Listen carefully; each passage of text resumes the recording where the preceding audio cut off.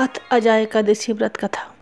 आज की इस वीडियो में हम जानेंगे भगवान श्री हरि विष्णु के भाद्रपद मास कृष्ण पक्ष में रखे जाने वाली अजा एकादशी व्रत कथा को।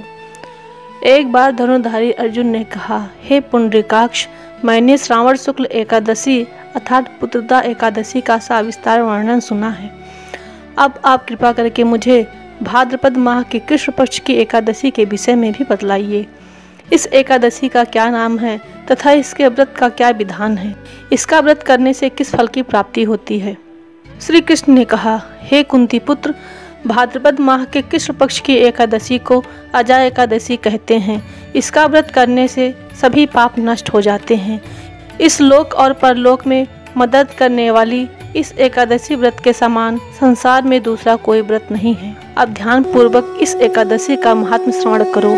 पौराणिक काल में भगवान श्री राम के वंश में अयोध्या नगरी में एक चक्रवर्ती राजा हरिश्चंद्र नाम के एक राजा हुए थे। राजा अपनी सत्यनिष्ठा और ईमानदारी के लिए प्रसिद्ध थे। एक बार देवताओं ने इनकी परीक्षा लेने की योजना बनाई। राजा ने स्वप्न में देखा कि ऋषि विश्वामित्र को उन्होंने अपना राजपाट दान कर दिया है। सुबह विश्वामित्र वास्तव में उनके द्वार पर आकर कहने लगे, तुमने स्वप्न में मुझे अपना राज्य दान कर दिया। राजा ने सत्यनिष्ठ व्रत का पालन करते हुए संपूर्ण राज्य विश्वामित्र को सौंप दिया।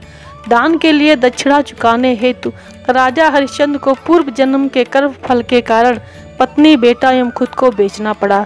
हरिश्चंद्र को एक डोम ने खरीद लिया जो शमशान भूमि में लोगों के दाह संस्कार का काम करवाता था। स्वयं वह एक चांडाल का दास बन गया।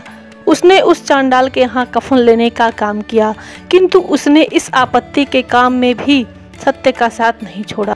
जब इसी प्रकार उसे कई वर्ष बीत गए तो उसे अपने इस नीच कर्म पर बड़ा दुख हुआ और वह इससे मुक्त होने का उपाय खोजने लगा। वह सदैव इसी चिंता में रहने लगा कि मैं क्या करूं, किस प्रकार इस नीच कर्म से मुक्ति पाऊं।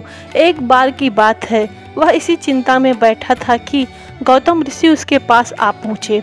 हरिश्चंद्र ने उन्हें प्रणाम किया और अपनी दुख भरी कथा सुनाने लगे। राजा हरिश्चंद्र की दुख भरी कहानी सुनकर महर्षि गौतम भी अत्यंत दुखी हुए और उन्होंने राजा से कहा, हे राजन, भादो माह की कृष्ण पक्ष की एकादशी का नाम अजा है।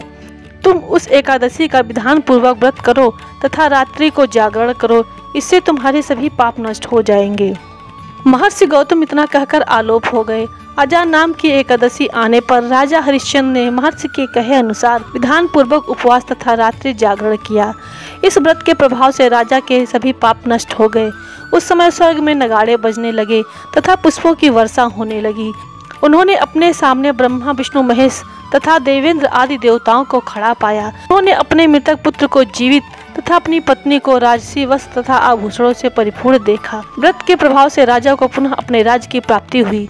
वास्तव में एक ऋषि ने राजा की परीक्षा लेने के लिए यह सब कौतुक किया था, परंतु अजा एकादशी के व्रत के प्रभाव से ऋषि द्वारा रची गई सारी माया समाप्त हो गई और अंत समय में हरिश्चंद्र अपने परिवार सहित स्वर्गलोक को गया। हे राजन, यह सब अजा एकादशी के व्रत का प्रभाव था।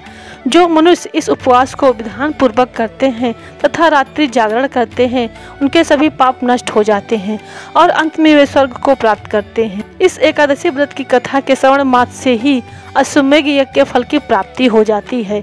अजा एकादशी की जय, श्री हरि विष्णु की जय। अगर आपको श्री हरि की यह कथा अच्छी लगी हो तो कमेंट में श्री हरि विष्णु की जय अवश्य लिखें। साथ ही हमारे चैनल को सब्सक्राइब करना ना भूलें। फिर मिलेंगे एक नई वीडियो में कुछ नई जानकारी के साथ। तब तक आपसे विदा चाहूँगी। धन्यवाद।